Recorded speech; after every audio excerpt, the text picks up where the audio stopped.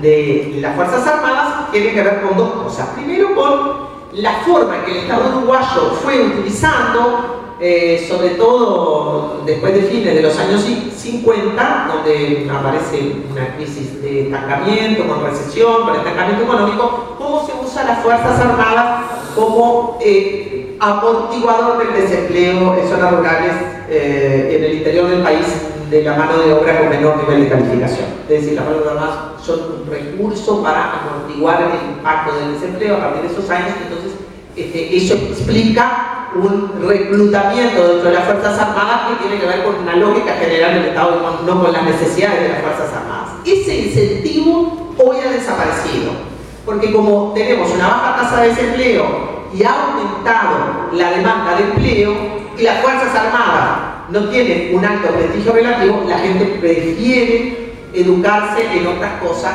que no allí. Es decir, las vacantes se están produciendo por eso, porque las Fuerzas Armadas dejan de ser atractivas en este contexto.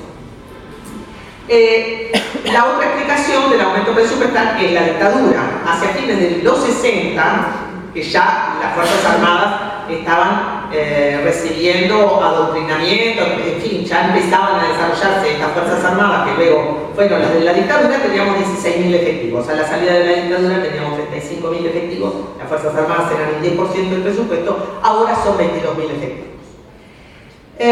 Nosotros somos más o menos los mismos, un poquito menos que lo que éramos hacia fines de los años 60.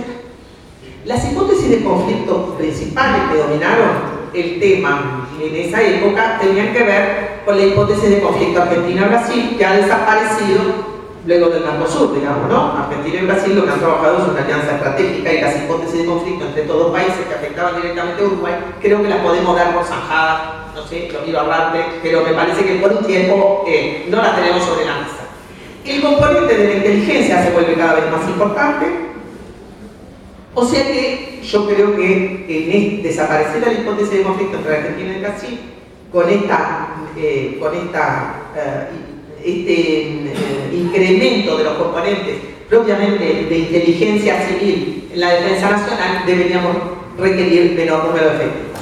Algún ex ministro de defensa había estimado este número en 10.000 efectivos, pero esto requiere ser determinado con mayor precisión quizá. Por otro lado, como ya dije, este gobierno asumió el principio de que las vacantes que se iban produciendo no se iban a cubrir, lo cual es una buena manera de reducir efectivos sin generar desocupación, sin prácticamente tocar el sistema.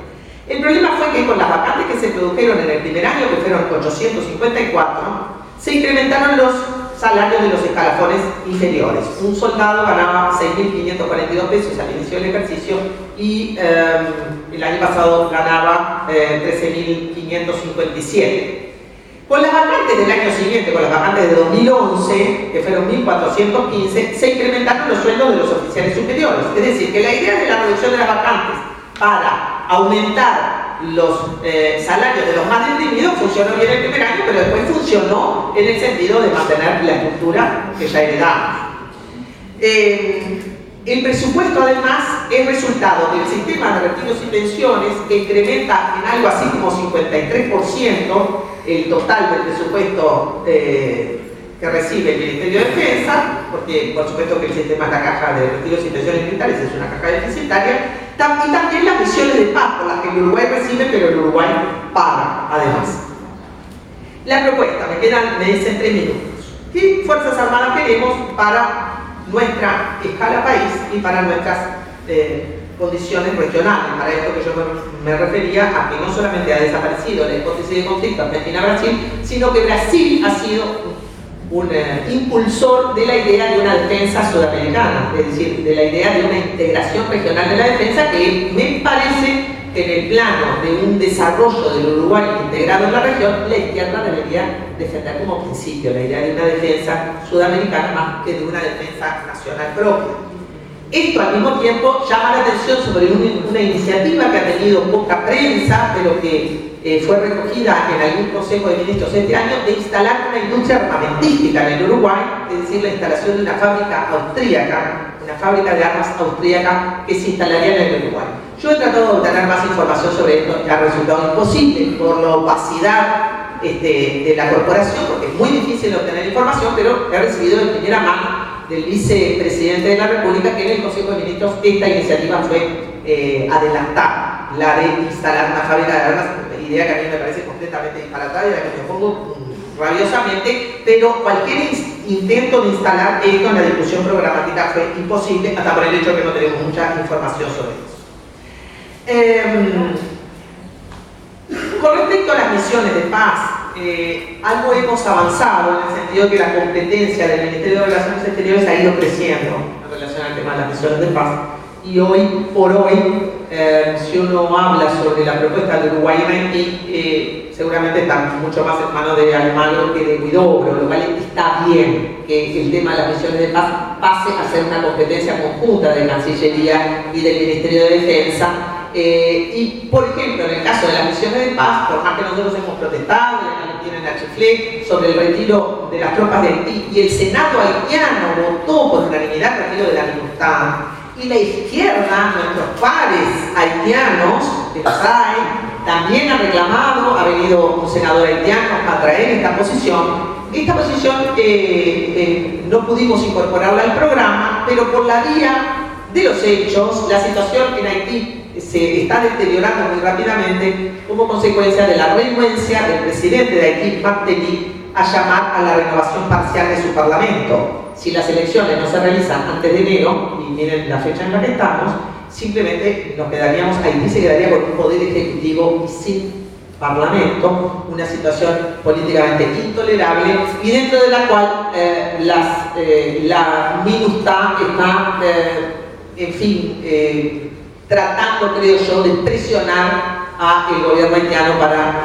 la realización de estas elecciones. Pero el tema, el conflicto de poderes entre Martelly y el Parlamento haitiano ha sido endémico y ahora está en su peor momento. De tal manera que hay una ecuación política que debemos resolver y es si estas misiones instaladas en un país, si no resuelven la deriva autoritaria que está sufriendo este país, como en este caso Haití, se transforma a los ojos del mundo en cómplices de esta deriva autoritaria. Me parece que la situación política entonces es la que va a tener, el deterioro de la situación política en Haití va a tener más impacto sobre el retiro de la MINUSTAH del que hemos tenido nosotros en la discusión del programa.